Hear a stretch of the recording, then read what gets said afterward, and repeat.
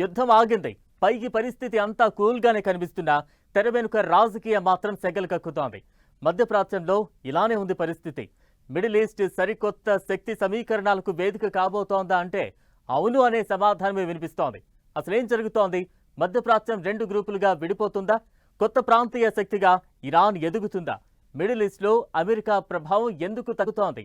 ఈ పరిణామాలు ప్రపంచ రాజకీయాలను ఎలా ప్రభావితం చేసే అవకాశాలు ఉన్నాయి?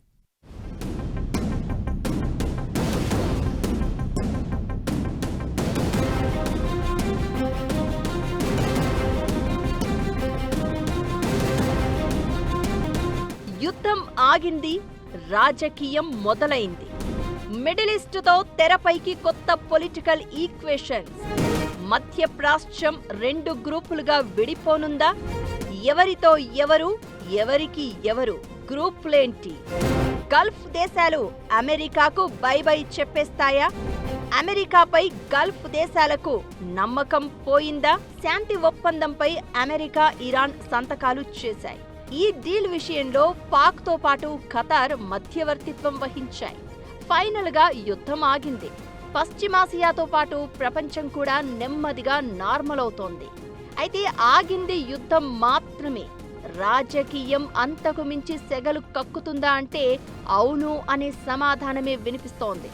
యుద్ధం పూర్తిగా ఆగిపోతే మధ్యప్రాచ్యంలో సరికొత్త పొలిటికల్ ఈక్వేషన్స్ తెర మీదకు రావడం ఖాయం అనే అభిప్రాయాలు వినిపిస్తున్నాయి.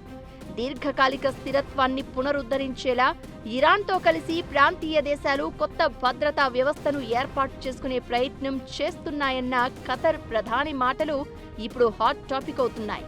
ఇరాన్ విషయంలో ఖతార్ సఖ్యత వైఖరిని ప్రదర్శిస్తోంది. ఇరాన్తో కలిసి ప్రపంచంలోనే అతిపెద్ద సహజ వాయువు నిల్వలు అయిన పార్స్ గ్యాస్ ఫీల్డ్ను పంచుకోవడమే దీనికి కారణం.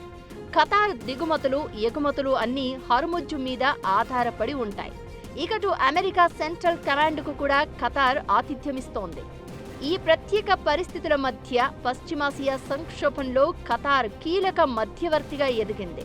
దీంతో కొత్త భద్రతా వ్యవస్థ ఏర్పాటుకు ప్రయత్నాలు జరుగుతున్నాయన్న ఖతార్ ప్రధాని మాటలు ఆసక్తికర చర్చకు దారితీస్తున్నాయి.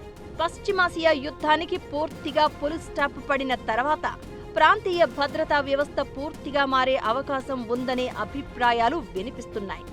ఇప్పటి వరకు ప్రాంతీయ భద్రత కోసం అమెరికా మీద ఎక్కువగా ఆధారపడిన గల్ఫ్ దేశాలు ఇప్పుడు కొత్త భాగస్వాముల కోసం చూస్తున్నాయనే ప్రచారం జరుగుతోంది. ఇప్పటి వరకు గల్ఫ్ దేశాల సెక్యూరిటీ విషయంలో అమెరికా ప్రధాన భాగస్వామిగా ఉంది.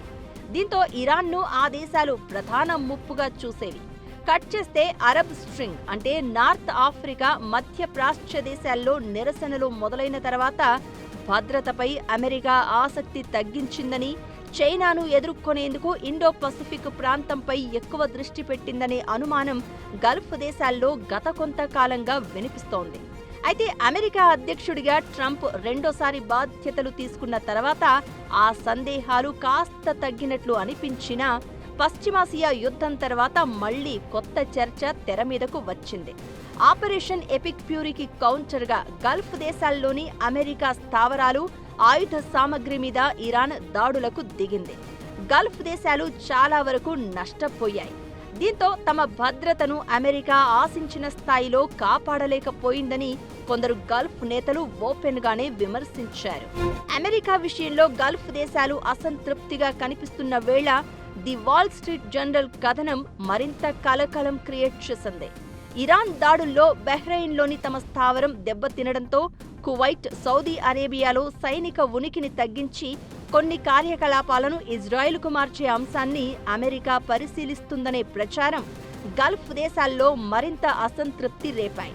ఇకటు పశ్చిమాసియా యుద్ధం పూర్తిగా ఆగిపోయి శాంతి ఒప్పందం అమలై ఆంక్షలను ఎత్తేస్తే మధ్యప్రాచ్య రాజకీయ సమీకరణాలే మారిపోవడం ఖాయం.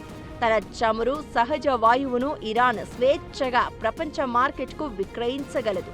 నిలిచిపోయిన బిలియన్ల డాలర్ల ఆస్తులు తిరిగి అందుబాటులోకి వస్తాయి. పునర్నిర్మాణానికి $300 బిలియన్ నిధులు లభించే అవకాశం ఉంది. ఒమన్తో కలిసి హర్ముజ్ జలసంధిపై నియంత్రణ కొనసాగిస్తే ఆ ప్రాంతంలో బలమైన దేశంగా ఇరాన్ అవతరించే అవకాశం ఉంది. ఇదే ఇప్పుడు కొత్త ఈక్వేషన్స్ కి కారణమయ్యేలా కనిపిస్తోందనే అభిప్రాయాలు వినిపిస్తున్నాయి. జరుగుతున్న పరిణామాలు, వేస్తున్న అడుగులతో భవిష్యత్తులో మధ్యప్రాచ్యం 2 గ్రూపులుగా విడిపోవడం ఖాయంగా కనిపిస్తోందనే చర్చ జరుగుతోంది. ఖతార్, ఒమన్, ఇరాన్ కలిసి ఓ గ్రూపుగా బాండింగ్ మరింత స్ట్రాంగ్ గా చేసుకునే అవకాశాలు ఉన్నాయి. ఇప్పటికే ఇరాన్తో మంచి సంబంధాలు కొనసాగిస్తున్న ఖతార్ గతంలో ఇజ్రాయెల్ దాడులను ఎదుర్కొంది. ఇకటు సౌదీ అరేబియా, యుఏఈ లాంటి దేశాలతో విభేదాలు ఉన్నాయి. వీటితో పాటు ఇరాన్తో గ్యాస్ క్షేత్రాలను పంచుకోవడం, హర్ముజ్ జలసంధిపై ఆధారపడడం లాంటి కారణాలు ఈ 3 దేశాలను మరింత దగ్గర చేసే అవకాశాలు ఉంటాయి. దీంతో భవిష్యత్తులో ఇరాన్ నుంచి వచ్చే భద్రతా ముప్పును కూడా తగ్గించుకోవచ్చని ఖతార్ భావించే ఛాన్స్ ఉంది. మరోవైపు సౌదీ అరేబియా, పాకిస్తాన్, ఈజిప్ట్ కూటమిగా బలపడే ఛాన్స్ ఉంది. ఆర్థికంగా సౌదీపై ఈజిప్ట్ ఎక్కువగా ఆధారపడుతోంది. ఇకటు సౌదీకి సరిహద్దు దేశమైన కువైట్ కూడా ఈ గ్రూపుకు దగ్గరయ్యే అవకాశం ఉంది. సౌదీ, పాక్ రక్షణ సంబంధాలు దశాబ్దాల నాటివి. గత ఏడాది కుదిరిన పరస్పర రక్షణ ఒప్పందంతో అవి మరింత స్ట్రాంగ్ అయ్యాయి. 2023లో చైనా మధ్యవర్తిత్వంతో సౌదీ, ఇరాన్ మధ్య రాజీ కుదిరిన లేటెస్ట్ యుద్ధంతో 2 దేశాల మధ్య విశ్వాసానికి మళ్లీ బీటలు వారాయి. ఇకటు గల్ఫ్ లో మరో కీలక దేశమైన యుఏఈ పరిస్థితి మరింత భిన్నంగా కనిపిస్తోంది. ఆ దేశం కూడా ఇరాన్ దాడుల ప్రభావాన్ని ఎదుర్కొన్న సౌదీ అరేబియాతోనూ ఈ మధ్య విభేదాలు పెరిగాయి. ఇకటు ఇజ్రాయెల్తో ఉన్న సంబంధాలు గల్ఫ్ దేశాలతో కంపేర్ చేస్తే యుఏఈని ప్రత్యేకంగా మారుస్తున్నాయి. ఓవరాల్ గా మధ్యప్రాచ్యంలో యుద్ధం ఆగిపోయినా రాజకీయ చదరంగం మాత్రం వేడెక్కుతోంది. అమెరికా, ఇరాన్, చైనా, గల్ఫ్ దేశాల మధ్య మారుతున్న సమీకరణాలు రాబోయే రోజుల్లో ప్రపంచ రాజకీయాలను, చమురు మార్కెట్ను ప్రభావితం చేసే అవకాశాలు క్లియర్ గా కనిపిస్తున్నాయనే అభిప్రాయాలు వినిపిస్తున్నాయి. కొత్త గ్రూపులు, కొత్త వ్యవస్థలు, యుద్ధం పూర్తిగా ఆగిపోయి శాంతి ఒప్పందం అమల్లోకి వచ్చాక మిడిల్ ఈస్ట్ రాజకీయాల్లో సంచలనాలు ఖాయంగా కనిపిస్తున్నాయి. మధ్యప్రాప్తం 2గా విడిపోతే చైనాకు భారీ ప్లస్ అవుతుందా? డ్రాగన్ కంట్రీ ప్రభావం ఎలా పెరిగే ఛాన్స్ ఉంటుంది? అసలు అక్కడి పరిణామాలతో మనకేంటి? భారత్కు లాభమా, నష్టమా? ప్రపంచ రాజకీయ సమీకరణాలు ఎలా మారబోతున్నాయి? మిడిల్ ఈస్ట్ 2గా విడిపోతే జరిగేదేంటి? ఇది చైనాకు ప్లస్ అయ్యే ఛాన్స్ ఉందా? మిడిల్ ఈస్ట్ లో డ్రాగన్ ప్రభావం పెరుగుతుందా? మధ్యప్రాచ్యం విడిపోతే మనకు ఏంటి? ఈ గ్రూపులతో భారత్కు లాభమా, నష్టమా? శాంతి ఒప్పందం కుదరడంతో ప్రపంచం ఊపిరి పీల్చుకుంది. ఇప్పుడు ఇరాన్ ఆయిల్ కూడా మార్కెట్లోకి రాబోతూ ఉండడంతో చమురు ధరలు తగ్గే అవకాశం కనిపిస్తోంది. ఇకటు పశ్చిమాసియా యుద్ధం చాలా రాజకీయ సమీకరణాలను మార్చేసేలా కనిపిస్తోంది. అమెరికా మీద నమ్మకం లేదు అన్నట్లుగా గల్ఫ్ దేశాలు కనిపిస్తూ ఉంటే, శాంతి ఒప్పందంతో ఇజ్రాయిల్ అసంతృప్తితో ఉంది.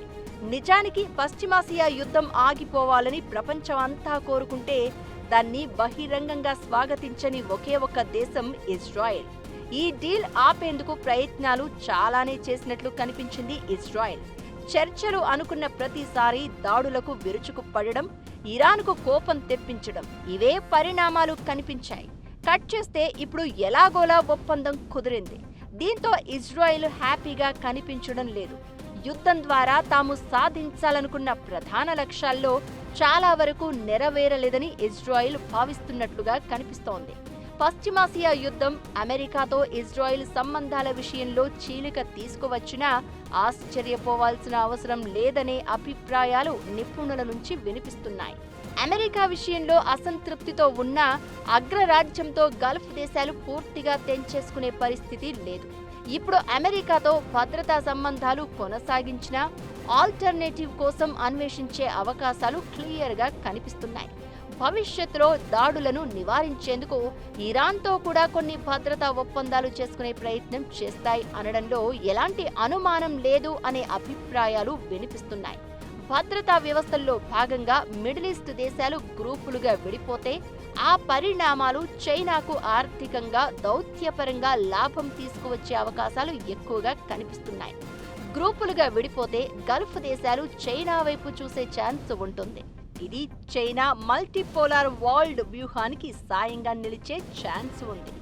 అలా అని పూర్తిగా ఆధిపత్యం కాదు. వ్యాపార పరంగానే చైనా కీలకంగా మారుతోంది, భద్రత విషయంలో కాదు. ఇది మధ్యప్రాచ్యంలో అమెరికా చైనా మధ్య పోటీని మరింత పెంచే అవకాశాలు ఉంటాయి. చైనా అతిపెద్ద చమురు దిగుమతిదారు. మధ్యప్రాచ్య దేశాల నుంచే 40% పైగా ఇంపోర్ట్ చేసుకుంటోంది. ఇప్పుడు అమెరికాకు దూరమై గల్ఫ్ దేశాలు గ్రూపులుగా విడిపోతే మిడిల్ ఈస్ట్లో చైనాకు స్పేస్ దొరికినట్లే. జీసీసీ అంటే గల్ఫ్ కోఆపరేషన్ కౌన్సిల్ దేశాలకు ఇరాన్కు చైనా కీలక భాగస్వామిగా మారే ఛాన్స్ ఉంటుంది. కొన్నేళ్లుగా ఇరాన్తో చైనా వ్యూహాత్మక సంబంధాలను బలోపేతం చేసింది. అమెరికా ఇజ్రాయెల్తో యుద్ధంలో ఇరాన్కు డ్రాగన్ సపోర్ట్ ఇవ్వడం కూడా ఇందులో భాగమే. అదే సమయంలో జీసీసీ దేశాలతోనూ ద్వైపాక్షికంగా మంచి సంబంధాలను కొనసాగించింది. తన ఇంధన అవసరాల్లో ఎక్కువ భాగాన్ని చైనా ఈ ప్రాంతం నుంచే దిగుమతి చేసుకుంటోంది. ఇరాన్ కంటే గల్ఫ్ దేశాల నుంచే ఎక్కువ చమురును కొనుగోలు చేస్తోంది. దీంతో మధ్యప్రాచ్యంలో చైనా ప్రభావం మరింత పెరగడం ఖాయంగా కనిపిస్తోంది. అయితే చైనా ఆర్థిక భాగస్వామిగా, ఆయుధాల సరఫరాదారుగా వ్యవహరించిన ప్రత్యక్ష సైనిక కూటముల్లో చేరే అవకాశాలు తక్కువే. దీంతో ప్రాంతీయ దేశాలు తమకంటూ కొత్త భద్రతా వ్యవస్థను రూపొందించుకునే దిశగా అడుగులు వేయడం ఖాయంగా కనిపిస్తోంది. పశ్చిమాసియా యుద్ధం భారత్ మీద భారీ ప్రభావం చూపించింది. ఇంధన అవసరాల కోసం విదేశీ దిగుమతులపై ఎక్కువగా ఆధారపడడమే దీనికి కారణం. హర్ముజ్ క్లోజ్ చేయడంతో రవాణా నిలిచిపోయి ముడి చమురు ధరలు భారీగా పెరిగాయి. ఇది భారత ఆర్థిక వ్యవస్థపై ప్రభావం చూపించింది. ఇక దేశంలో గ్యాస్ కొరత కనిపించింది. వస్తువుల ధరలు పెరిగాయి, మార్కెట్లు దెబ్బతిన్నాయి.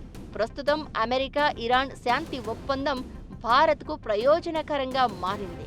అయితే మధ్యప్రాచ్యంలో కొత్త శక్తి సమీకరణాలు ఏర్పడుతున్నాయన్న ప్రచారంతో భారత్ ఏం చేస్తుందనేది హాట్ టాపిక్గా మారింది.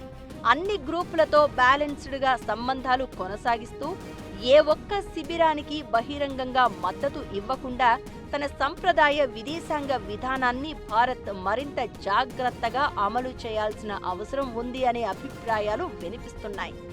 ఓవరాల్గా పశ్చిమాసియాలో యుద్ధమాగింది. మధ్యప్రాచ్యంలో కొత్త రాజకీయం ఊపిరి పోసుకుంటోంది.